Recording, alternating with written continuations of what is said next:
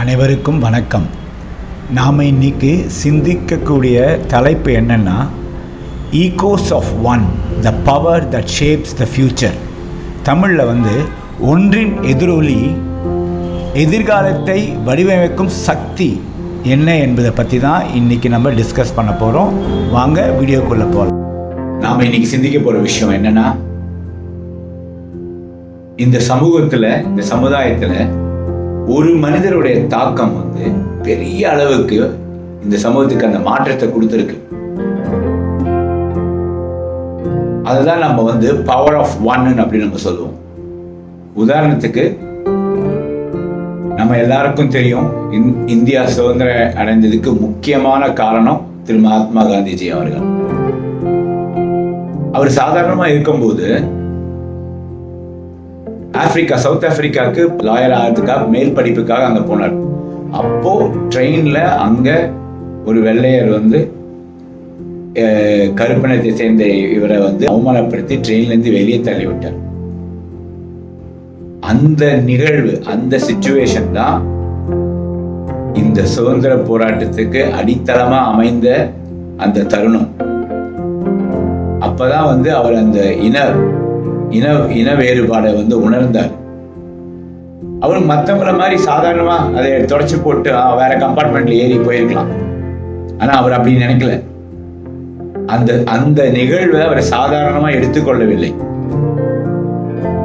அதன் பிறகு அந்த நிகழ்வை எப்படி அதை உள்வாங்கி கொண்டு அதோடைய தாக்கத்தை உணர்ந்து அதன் மூலமா அதுல ஆரம்பிச்ச அந்த மூமெண்ட், ஃப்ரீடம் மூமெண்ட், அது பல பேர் தாக்கத்தை ஏற்படுத்தி அனைவரும் அவரோடு சேர்ந்து பயணித்து அந்த இந்தியாவுக்கு அந்த சுதந்திரத்தை வாங்கி கொடுத்த தருணம் மிக மிக மிக சக்தி வாய்ந்த தருணம்.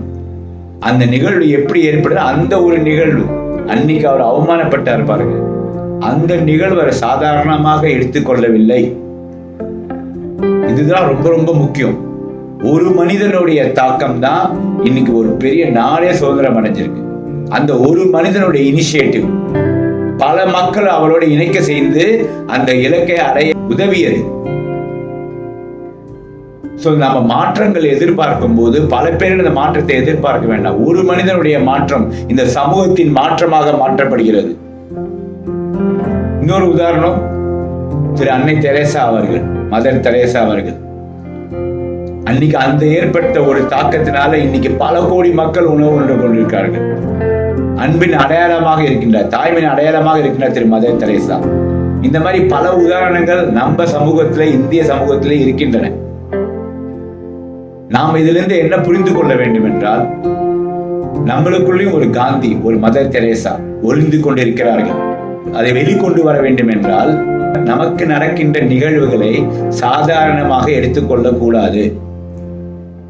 அதனுடைய அந்த நோக்கத்தினுடைய பின் விளைவுகள் என்ன, அதனுடைய தாக்கம் என்ன என்று உணர்ந்து அது ஒரு சமூக நோக்கமாக மாற்றக்கூடிய வல்லமை நமக்குள்ள இருக்கு. உங்க நிகழ்வு அந்த சமூக மாற்றத்தை கொண்டு வரக்கூடிய வல்லமையும் அந்த நிகழ்வாக இருக்கலாம். நாம அந்த நோக்கத்தோடு அனைத்து நிகழ்வுகளும் நம்ம வாழ்க்கையில சந்திக்க நிகழ்வு சந்திக்க வேண்டும். நம்மளும் will become the power of one அப்படின்றத நாம ஷேர் பண்ணிக்கிறது தான் இந்த வீடியோவின் நோக்கம். அடுத்ததுல இதே பவர் ஆஃப் ஒன்னை நம்ம தினந்தோறும் வாழ்க்கையில எப்படி பயன்படுத்தி கொள்ளலாம் அப்படின்றதையும் நம்ம அடுத்த வீடியோல பார்க்கலாம். We request to join our community and learn everyday learnings and motivations and ஒரு மாற்றத்தை தரக்கூடிய ஒரு விஷயங்களை தான் நாங்கள் உங்ககிட்ட பகிர்ந்து கொள்கிறோம். அது அனுபவபூர்வமான விஷயங்களை பகிர்ந்து கொள்கிறோம். அதில் எங்களுடைய கம்யூனிட்டியில் ஜாயின் பண்ணுங்க, அனைவரும் நன்மை அடைங்க. நான் உங்களிருந்து விடைபெறுவது உங்களுடைய தருண்.